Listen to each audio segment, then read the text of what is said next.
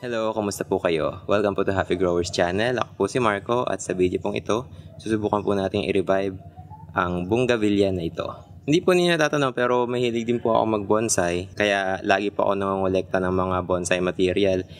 Ito po, na-recover ko lang sa school ng aking anak. Pinagputulan po ng bougainvillea. Kasi po, doon po sa kanila meron pong building na under construction. Tapos ito po yung mga bougainvillea na nandun sa gilid. Tapos, matagal ko na po itong minamata na gusto ko pong hingin doon sa school. Kaya lang po ay nahihiya po ako. Hanggang sa tuluyan na maputol. Tapos, kahapon lang, nung sumundo ako sa anak ko, ay nakita ko nga po na naputol na.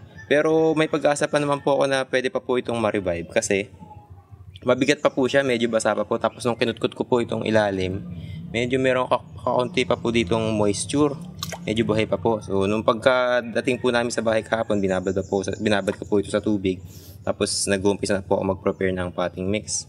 Nakita nyo nga po, ito po yung aking singkamas na pinapatubo. Ay, sinubukan na agad siyang puluputan. Ayan po.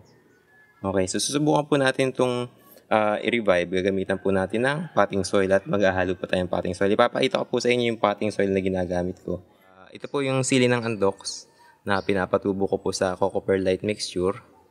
Tapos ito pong tatlo, ito po ay sili ng Andox. Yan po ay sili ng Andox na pinapalay ko sa organic potting mix. Tapos ito pong isa ay yung siling panigang. Yan po ay galing sa East West Seeds. Tapos organic potting mix. Tapos yung pong sa dulo, yan po yung ramgo na sweet pepper na nasa organic potting mix din po. Ito po ay siguro mga January nung ilalagay ko po dun sa baba kung kailan ko po ito tinanim. So mga lampas isang buwan na din po ito. At napansin niyo po doon, namumulaklak na po ito. Ayan. Tapos ito naman po yung siling panigang.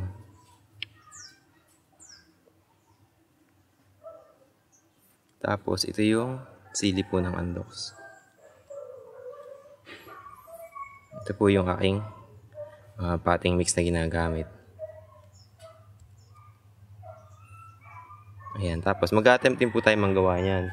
Bakit po ba ako nakaisip pang gawa ng sarili kong potting mix? Marami na pa kasi akong nasubukan na potting mix. Kaya lang po ay hindi ko po nagugustuhan. Since 2010 pa po ako continuous na nag-garden. Tapos sa tinagal-tagal na po nun, sa 10 taon po, nakailan subok na po ako ng mga potting mix na mabibili sa mall o kaya dito po sa amin locally. Kaya lang po hindi po talaga ako satisfied sa kanila. Meron pong maganda pero sobrang mahal. Tapos meron naman pong mura tapos maganda noon. Maganda nung simula tapos nagkaroon po ng decline do sa quality para pong hindi na kagaya po nung dati na talagang maganda yung potting mix.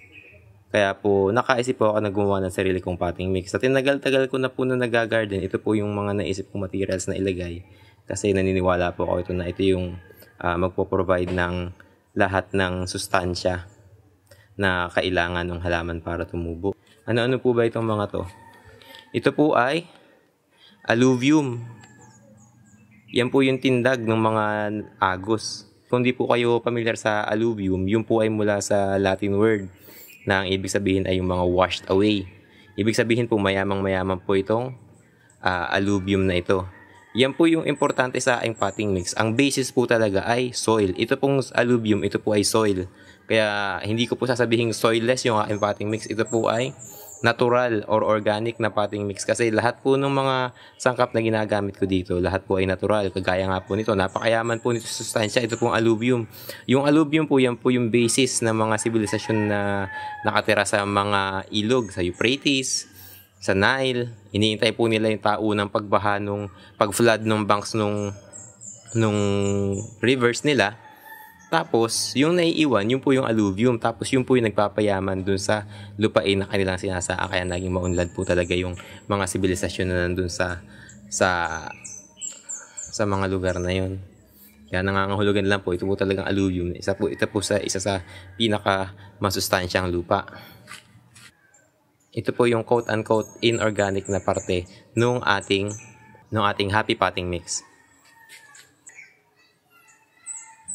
Kasunod po ay itong vermicast. Ano po ba yung vermicast? Ito po ay pupo ng bulate. Meron po silang ginatawag na proseso na vermicomposting. Tapos ito po yung worm castings. Ang ginagamit po nila sa vermicompost. Ang ginagamit po nila sa vermicomposting ay yung tinatawag na African night crawlers. Tapos ito po yung dumi nila. Ito po mayamang-mayaman talaga sa sustansya kasi at saka talagang organic kasi galing po ito sa mga materials na kinakain ng uod. Tapos ito po yung dinudubi nila. Mayaman sa sustansya at saka mayaman sa microbial activity. Ito pong vermicast. Ito naman po ay yung carbonized rice hull or charcoal rice hull. Inuling po na ipanampalay itong mga ito.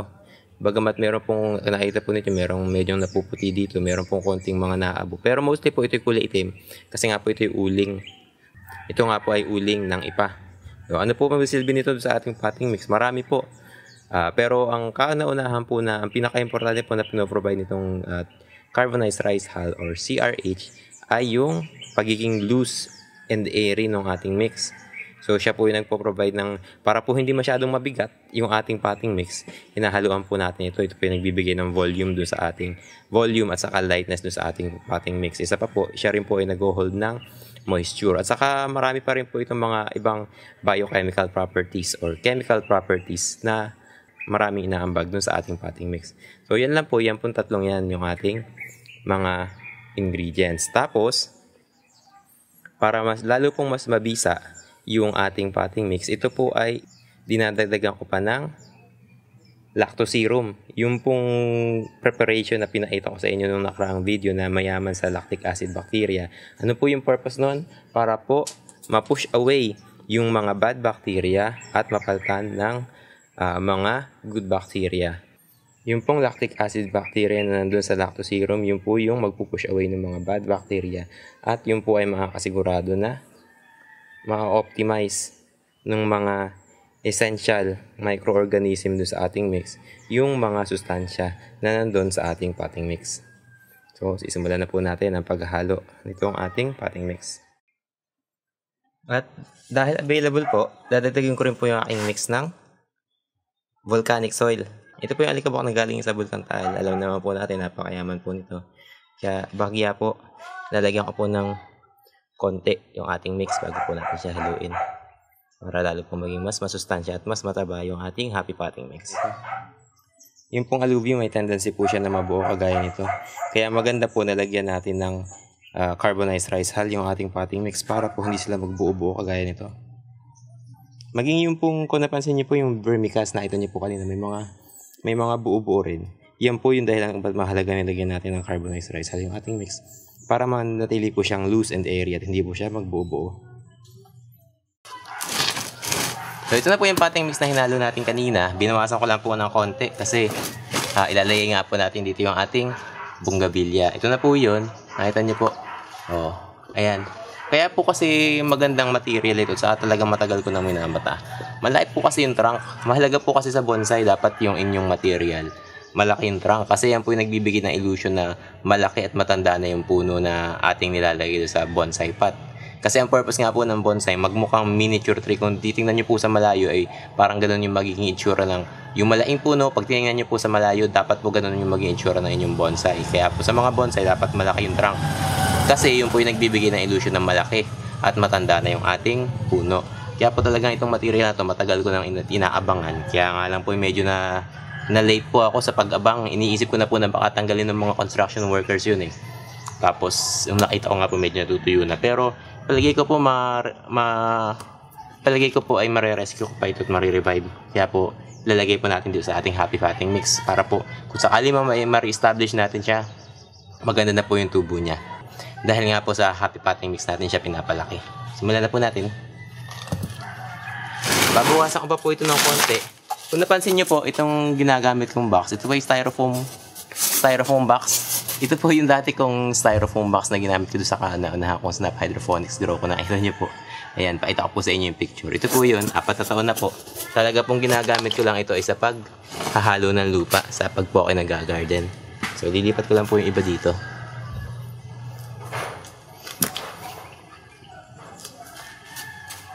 Para po magkaroon ako ng space kapag akin nang binabaon yung aking bougainvillea.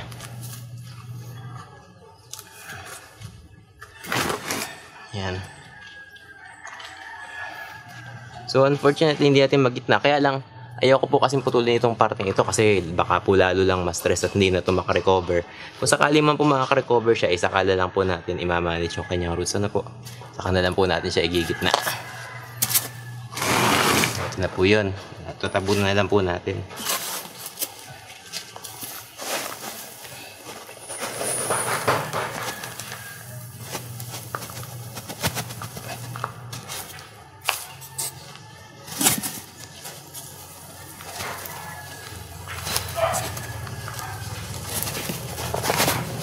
Ayan.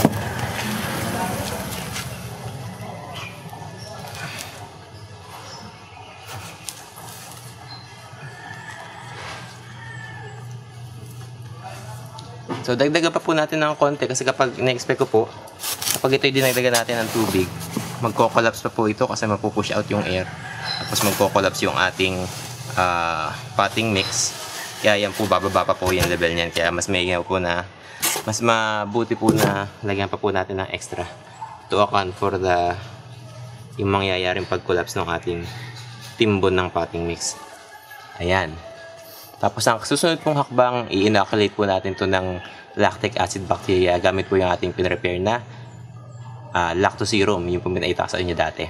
Bakit po kailangan natin nun? Para po ma-enrich yung microbial activity dito sa ating soil kasi meron po mga components dito medyo natuyo na, kaya kailangan po natin i-rehydrate at i-inoculate ng mga beneficial microorganism kagaya nga po ng lactic acid bacteria. So kunin ko lang po at magpe-prepare po tayo ng lacto. Ito yung tubig na ginamit ko kanina dun sa bonggavillia, yung pinagbabaran ko. Ayoko naman siya masayang, gusto ko siyang gamitin pandilig, pero bago natin siya ipandilig, dadagdagan muna natin siya ng diluted na lactose serum. Doon sa huli kong video about lactose serum, hindi ko na ipakita sa inyo kung paano mag-prepare ng diluted na lactose serum. So, ganito lang po yun. Kukuha lang po kayo ng 1 liter na bottle. Dadagdagan natin siya ng 4 na tablespoons ng lactose serum.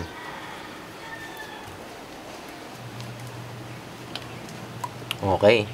So, ito yun. Lalagay ko na dito sa pinatong ko lang dito sa ating planggana para hindi rin naman masayang yung ating lactose serum. So, meron ako ditong measuring spoons. Ito po yung ating lactose serum. Napansin nyo po, isang beses pa lang po nakagamit. Ganito po karami yung nagawa ko ng isang buwan. Tapos, it lasted me around a month. Yung yung pinrepair ko na 1 liter na lactose serum last time. Ginagamit ko lang pandilig dito sa bahay, panlinis ng bahay, pantanggal ng amoy sa lababo. And eventually, naubos ko rin. So, ito yung ating lactic acid. Ito yung ating concentrated na lactic acid serum. Mabango, matamis. Amoy molasses. So, dadagdagan na naman natin to ng yung ating tubig. Dadagdagan natin ng 4 na tablespoon ng lactose serum.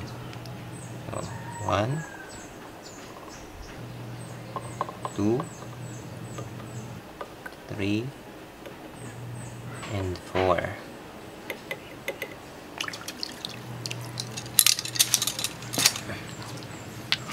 Okay. Tapos atin lang siyang aalugin.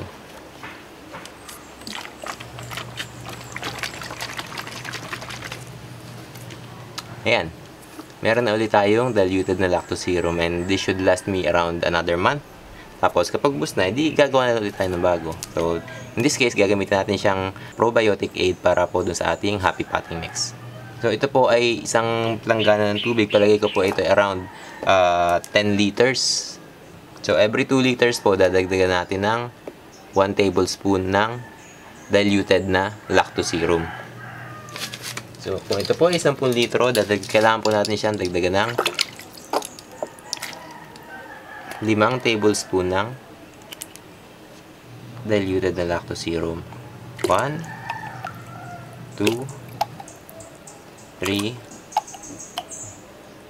4, 5. Every 2 liters, 1 tablespoon.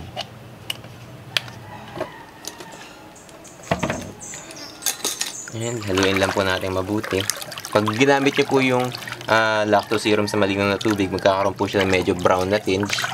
Ito mo sa akin medyo madumi kasi pinagbabara ko nga po ito ng bonggavillia, pero ayos lang naman po yun. And then, we will water our bougainvillea.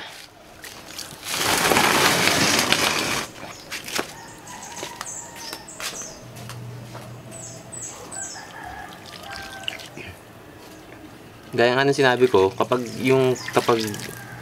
fresh yung inyong freshly filled yung inyong pot ng potting mix, nakikita nyo nagko-collapse siya kasi nga na-compact kasi yung air in between yung particles ng ating potting mix na push out.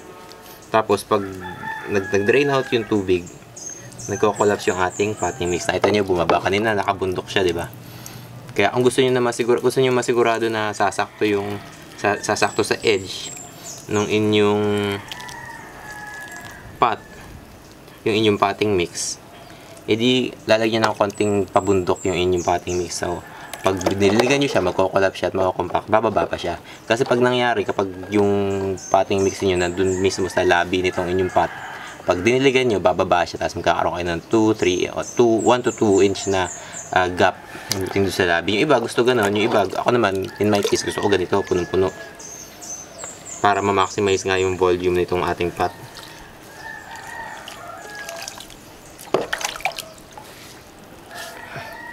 Kaya nga lang, anong nangyayari kapag puno, kagaya ito sa akin, natapon naman yung tubig.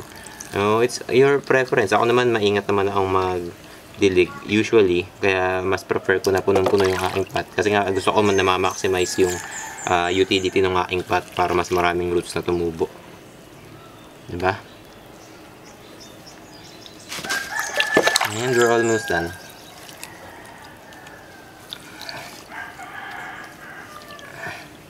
So, hanggang kailan kayo magdidilig? Hanggang mayroon pong lumabas na tubig doon sa ilalim ng pot. Ayan, medyo may nagtitrickle na dito sa ilalim. Nakikita ko na. So, tapos na po tayo. Tapos, yung natitira kong tubig, pandidilig ko naman. Yung natitira ko dito na tubig, pandidilig ko naman doon sa ibang pots na nakita nyo kanina na nilagay ko rin. Nilagyan ko rin ng potting mix. Para, mainakon natin sila.